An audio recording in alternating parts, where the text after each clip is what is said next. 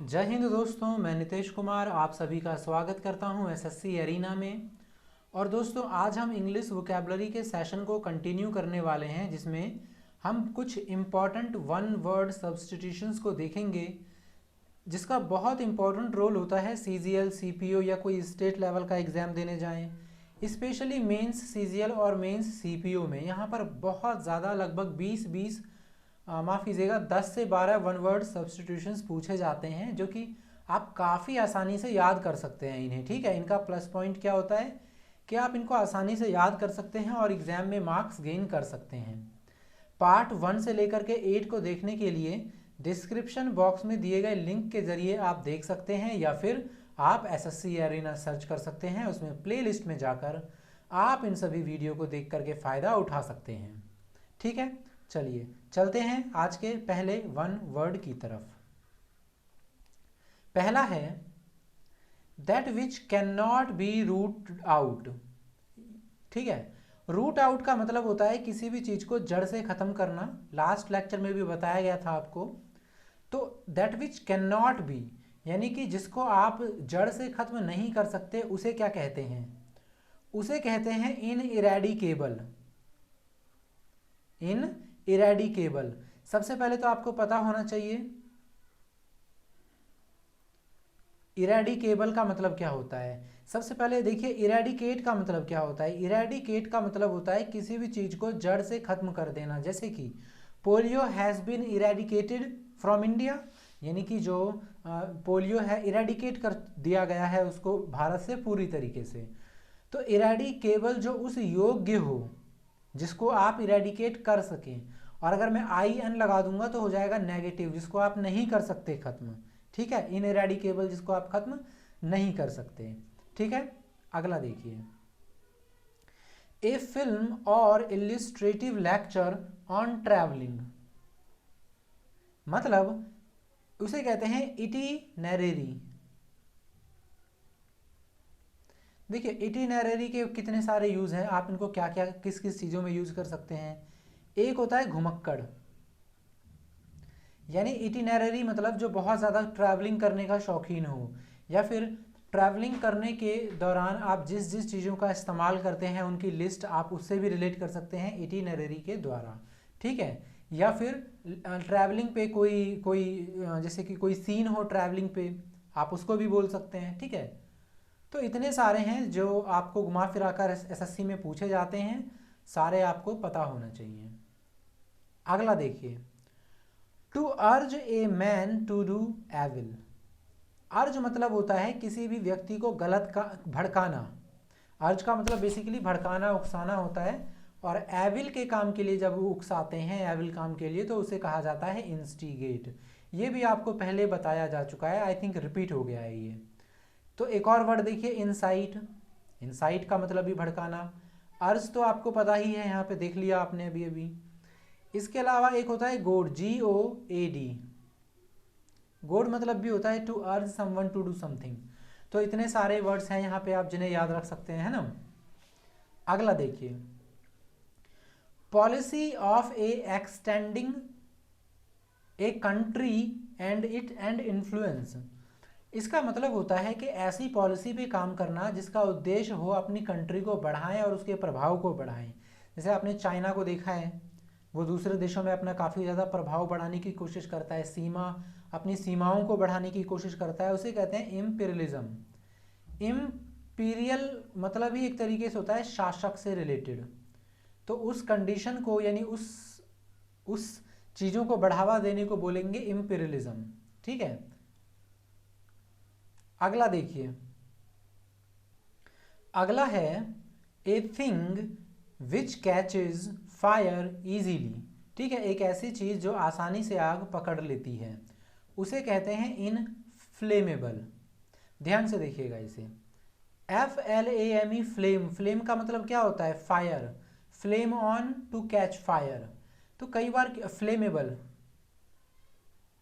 तो आपको लगेगा कि फ्लेमेबल का मतलब होता है फायर पकड़ने वाला, जो आसानी से पकड़ ले। और अगर मैं IN लगा दूंगा तो वो उसका नेगेटिव हो जाएगा, जो फायर ना पकड़े। लेकिन इस केस में ये नहीं है। इनफ्लेमेबल का मतलब ही है, इनफ्लेमेबल का मतलब ही है जो आसानी से फायर कैच कर ले। तो अगर आई एन लगा है तो आप इससे कंफ्यूज ना होना, ठीक है, ऐसा मत समझ लीजिएगा कि ये अपोजिट है। अगला देखिए, a person who can not read और राइट, एक ऐसा व्यक्ति जो कि नहीं पढ़ सकता ना ही लिख सकता, उसे क्या कहते हैं? इलिटरेट। इलिटरेट का मतलब होता है अनपढ़, गवार, निरक्षक। देखिए, एक शब्द होता है लिटरेचर, लिटरेचर से मतलब होता है साहित्य से रिलेटेड, है ना। तो उसी से एक शब्द बना है लिटरेट, LITERATE, लिटरेट। लिटरेट का मतलब पढ़ने लिखने से संबंधित होता है। तो अगर मैं इसके पहले IL लगा दूं तो ये बन जाएगा इलिटरेट, यानी जो बिल्कुल भी पढ़ने लिखने के लायक ना हो, अनपढ़, गवार, ठीक है। ठीक है, तो इसका अपोजिट IL लगा देंगे तो अपोजिट हो जाता है। ऐसे और भी कुछ शब्द होते हैं, जैसे लीगल, उसमें IL आप लगा देंगे तो हो जाएगा इलीगल, ठीक है, तो ये हो जाएगा आपका अपोजिट। आगे देखिए, a problem which can not B solved, एक ऐसा प्रॉब्लम जिसको समाधान नहीं किया जा सके, इनसॉल्यूबल, इनसॉल्यूबल, ठीक है, सॉल्यूशन मतलब सॉल्व करना, इनसॉल्यूशन यानी इनसॉल्यूबल, जिसको आप, ऐसी चीज जिसको आप सॉल्व ना कर सकें। अगला देखिए, नॉट टू बी पॉइंट, मतलब जो पॉइंट पे, पॉइंट से अलग हो, असंगत, बेतुका, इररेलेवेंट, ठीक है। रेलेवेंट का मतलब क्या होता है? आप लोगों ने इसे बहुत पढ़ा होगा रीजनिंग में। रेलेवेंट का मतलब होता है तार्किक, लॉजिकल, या आप समझिए लॉजिकल, मतलब सही चीज, सही, लायक। इररेलेवेंट IR लगा देंगे तो वो उसका अपोजिट हो जाएगा इलॉजिकल, इलॉजिकल, ठीक है, जिसका कोई लॉजिक ना हो, सेंस ना हो, पॉइंट से भटका हुआ हो, बेकार हो, नाकारा हो, निकट्टू हो, इस तरीके से। अगला देखिए, फॉरबिडन और प्रोहिबिटेड बाय लॉ।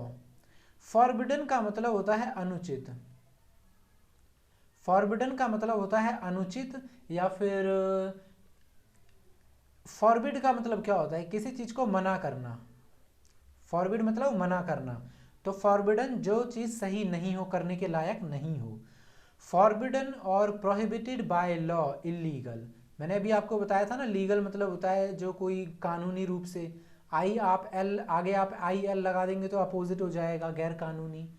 एक और शब्द है यहाँ पे प्रोहिबिटेड। प्रोहिबिटेड का मतलब भी होता है, जैसे कि एक तरीके से आपने कई जगह पढ़ा होगा ना, स्पिटेड आर प्रोहिबिटेड हेयर, थूकना मना है। प्रोहिबिट का मतलब किसी चीज को मना करना, प्रोहिबिट मतलब एक तरीके से अंकुश लगाना, ठीक है, प्रोहिबिट मना कर देना किसी चीज को। अगला देखिए, इनकैपेबल ऑफ बीइंग जस्टिफाइड और एक्सक्यूज्ड। इनकैपेबल मतलब अयोग्य, जिसको आप एक्सक्यूज नहीं कर सकते, जिसको आप जस्टिफाई नहीं कर सकते। आपने कोई गलती कर दी और वो क्या है? इनएक्सक्यूजेबल। वो क्या है? इनएक्सक्यूजेबल। क्योंकि IN लगा देंगे तो अपोजिट हो जाएगा। एक्सक्यूज का मतलब होता है कि एक तरीके से बहाना बनाना, और एक्सक्यूजेबल मतलब जो बहाना बनाने के योग्य हो, और इनएक्सक्यूजेबल जिस पे आप बहाना नहीं बना सकें, या उसको आप अच्छे से एक्सप्लेन, जस्टिफाई नहीं कर सकें, ठीक है। अगला देखते हैं, अगला है one who can not be corrected, मतलब जिसे कभी सही नहीं किया जा सकता, सुधारा नहीं जा सकता, जिससे तवक्को नहीं होती कि वो सही कर सके कभी, हमें गारंटी होता है कि ये करेगा तो गलत ही करेगा। इनकरेजिबल, IN करेजिबल। ये मैंने आपको लास्ट लेक्चर में भी बताया था एक शब्द, इनफॉलिबल। इनफॉलिबल का मतलब होता है जो हमेशा सही करे, जिसपे हमें गारंटी है कि वो कभी भी गलत नहीं कर सकता। इनकॉरिजिबल, हमें गारंटी है कि ये करेगा जो काम वो गलत ही करेगा। अगला देखिए, one who can not die, जो मर नहीं सकता। तो एक शब्द होता है मॉर्टल, जिसको बोलते हैं नश्वर, जैसे मनुष्य। मनुष्य मॉर्टल होता है जो कभी भी मर सकता है। अगर मैं इसके आगे IM लगा दूंगा तो इसका मतलब हो जाएगा इमॉर्टल। इमॉर्टल का मतलब हो जाता है अमर, या आप बोल सकते हैं अनश्वर, जो कभी मरे नहीं, ठीक है। जैसे कि कई धर्मों में माना जाता है कि जो आत्मा है, अमर है, इमोर्टल है, उसे मारा नहीं जा सकता, ठीक है। अगला देखिए, manner of thinking of a person, किसी आदमी के सोचने का तरीका उसकी आइडियोलॉजी कहलाता है, उसकी विचारधारा। जैसे आपने सुना होगा कांग्रेस पार्टी की विचारधारा कुछ और होती है, बीजेपी पार्टी की विचारधारा कुछ और होती है, राहुल गांधी की विचारधारा कुछ और होगी, अमित शाह की विचारधारा कुछ और होगी, है ना, उसे कहते हैं आइडियोलॉजी, अपनी आइडिया की लॉजी। अगला देखिए, that which can not be done without, मतलब that which can not be done without का मतलब, डन विद का मतलब क्या होता है, done with, I am done with you, आपने सुना होगा ना, I am done with you, भैया हो गया अब मैं छोड़ रहा हूं तुम्हें। डन विदाउट नहीं छोड़ सकते, you can not be done without, आप किसी के बिना काम नहीं कर सकते, तो उसे कहते हैं अनिवार्य। जिसे छोड़ा नहीं जा सके उसे कहते हैं इनडिस्पेंसिबल। डिस्पेंसिबल का मतलब होता है जिसको छोड़ा जा सके, DISPENSABLE, डिस्पेंसिबल का मतलब हो गया जिसको आप छोड़ सकें। इनडिस्पेंसिबल का मतलब हो जाएगा जिसको छोड़ना बहुत ज़्यादा मुश्किल हो, आप नहीं छोड़ सकते, ठीक है, जिसके बिना काम नहीं चल सकता। इनएविटेबल, अनिवार्य। मैंने आपको एक शब्द और करवाया था, इनएविटेबल, ठीक है, मतलब जिसको टाला नहीं जा सकता, इनएविटेबल। अगला देखिए, that can not be explained और अकाउंटेड फॉर। देखिए अकाउंटेड फॉर मतलब आप सुना होगा किसी को किसी काम के लिए जिम्मेदार ठहराना, you are accounted for this mishap, कुछ गलत हो गया तो आप किसी को अकाउंट फॉर ठहरा रहे हो। और आप अगर नहीं ठहरा सकते तो उसे कहते हैं एन अनअकाउंटेबल। खैर ये तो आसान है। अगले वर्ड पे आते हैं, इनएक्सप्लिकेबल, मतलब जिसको आप नहीं कर सकते एक्सप्लेन। तो मैंने आपको ये करवाया भी है, एक्सप्लिकेट। एक्सप्लिकेट का मतलब होता है कि किसी भी चीज़ का वर्णन करना सही तरीके से, साफ साफ अच्छे तरीके से। और इनएक्सप्लिकेट का मतलब होता है जिसका आप वर्णन नहीं कर सकते। तो इनएक्सप्लिकेबल का मतलब हो जाएगा जो वर्णन ना करने के योग्य हो, जो उस योग्य हो ही ना कि आप उसको वर्णन कर सकें, ठीक है। अगला देखिए, that which can not be heard, जिसको सुना नहीं जा सकता, इनऑडिएबल, इनऑडिबल, AUDIBLE, ऑडिबल का मतलब होता है सुने जाने योग्य। इनऑडिबल का मतलब होगा जिसको आप नहीं सुन सकते। आपने साइंस के क्वेश्चंस में कई बार भी सुना होगा कि उस साउंड की फ्रीक्वेंसी बताइए जो इनऑडिबल होती है, या निम्नलिखित में से कौन सी साउंड इनऑडिबल होती है ना। तो वहां से भी आप इसे याद रख सकते हैं। अगला देखिए, that can not B put into practice. Put into practice मतलब व्यवहारिक, जिसको प्रैक्टिस किया जा सके, लेकिन इम्प्रैक्टिकेबल, जिसको प्रैक्टिस नहीं किया जा सके, ठीक है, इम्प्रैक्टिकेबल, जिसको प्रैक्टिस नहीं किया जा सके उसे कहते हैं इम्प्रैक्टिकेबल। एक शब्द होता है प्रैग्मेटिक। प्रैग्मेटिक का मतलब भी होता है प्रैक्टिकल। प्रैग्मेटिक का क्या मतलब होता है, प्रैक्टिकल, व्यवहारिक, प्रैक्टिकल, व्यवहारिक, जिसको आप प्रैक्टिस कर सकते हैं। तो इम्प्रैक्टिकल या इम्प्रैग्मेटिकल मतलब हो जाएगा जिसको आप प्रैक्टिस नहीं कर सकते, ठीक है। जैसे कि बहुत सारी मैजिक स्पेल्स हैं, मतलब आज की लाइफ में आप तो वो आपके लिए इम्प्रैक्टिकेबल ही हो गया ना, वो तो फिल्मों में होता है सिर्फ, लेकिन रियल लाइफ में नहीं। अगला देखिए, that which can not B read, जिसको पढ़ा नहीं जा सके, इलिजिबल। देखिए LE, मैंने आपको एक शब्द बताया था लीगल, एक बताया था LITERATE, लिटरेट मतलब पढ़ा लिखा। इसके आगे अगर आप IL लगा देंगे तो मतलब हो जाएगा इलीगल, अवैध। IL लगा देंगे तो इलिटरेट, यानी कि सॉरी IL, ये L है, IL लगा देंगे तो इलिटरेट यानी कि अनपढ़। उसी तरीके से लेजिबल मतलब पढ़ने योग्य, और अगर मैं IL लगा दूंगा तो ये हो जाएगा इलिजिबल, अब मतलब जिसको पढ़ा ना जा सके। जैसे आपने देखा होगा नॉर्मली डॉक्टर की जो हैंड राइटिंग होती है वो कैसी होती है, वो इलिजिबल होती है, यानी आप उसको नॉर्मल पीपल उसे नहीं पढ़ पाते, ठीक है। अगला देखिए,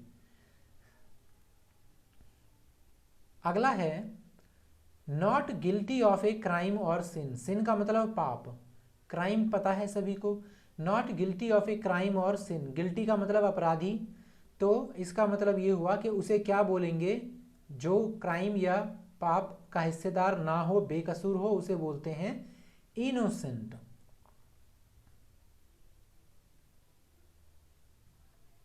इनोसेंट का मतलब होता है बेकसूर, निर्दोष, ठीक है। अगला देखिए, लैंग्वेज डिफिकल्ट टू अंडरस्टैंड, जैरगॉन।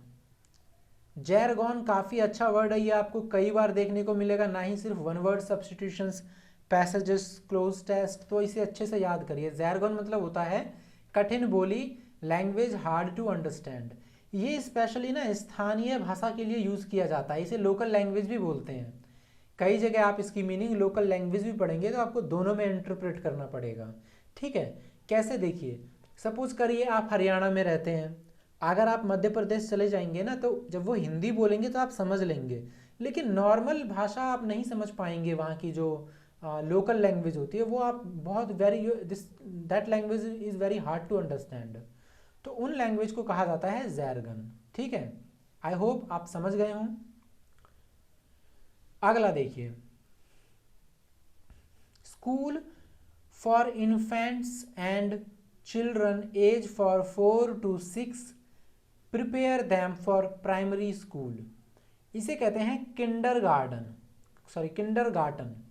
ठीक है, बाल विहार। मतलब आप देखिए, आज जब बच्चे होते हैं स्कूल में जाने से डरते हैं, वो स्कूल जाते नहीं हैं शुरू शुरू में, तो आजकल ना किंडरगार्टन का बहुत चलन चला है। यहाँ पर बच्चों को प्ले स्कूल भी आपने सुना होगा, कई जगह प्ले स्कूल भी कहते हुए सुना होगा। वहाँ पर क्या होता है, बच्चों को रुचि दी जाती है, इंटरेस्ट जगाया जाता है स्कूल के प्रति। पढ़ाई वढ़ाई नहीं होती है वहाँ पे, थोड़ा बहुत खेल होगा, स्कूल के माहौल में ढाला जाएगा, थोड़ी बोलना सीखना सिखाया जाएगा, थोड़ा बहुत अल्फ़ाबेट्स लिखने सिखाए जाएंगे, पढ़ पढ़ के, देख देख के, उसे कहा जाता है किंडरगार्टन।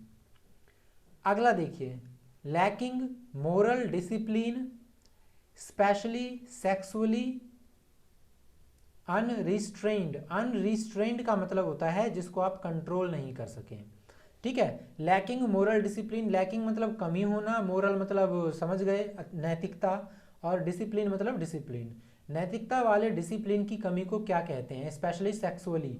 कई लोग होते हैं जो सेक्सुअली अपने आप को कंट्रोल नहीं कर पाते हैं, उसे कहते हैं लाइसेंचुअस।